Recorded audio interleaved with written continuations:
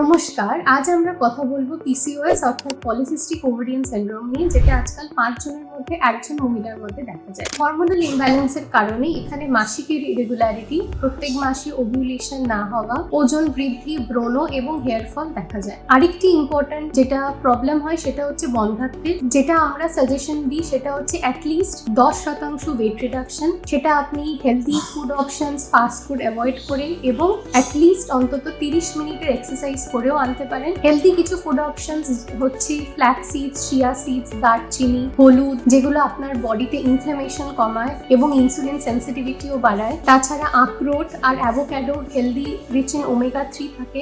তাছাড়া বাজরা, ডাল, ব্রকলি, শাকসবজি যেটাতে ম্যাগনেসিয়াম রিচ হয় এবং আপনার বডি ইনফ্লামেশনকে কমায়। এরকম কিছু ফুড অপশনস আপনার জন্য হেল্প করবে। অনেক সময় আমাদের কিছু মেডিসিনস দিতে লাগে যে কারণে ওভিউলেশন ফিরে আসে। কিছু ক্ষেত্রে আইইউআই এবং আইভিএফ এরও দরকার হয়। আমরা মনে করি প্রত্যেকটা মহিলার বডি আলাদা, তাই মূল কারণ নির্ধারণ করার পরই আমাদের ট্রিটমেন্টে এগোনো উচিত। কোনো পরামর্শের জন্য আপনি আমাদের সাথে যোগাযোগ করতে পারেন। ধন্যবাদ।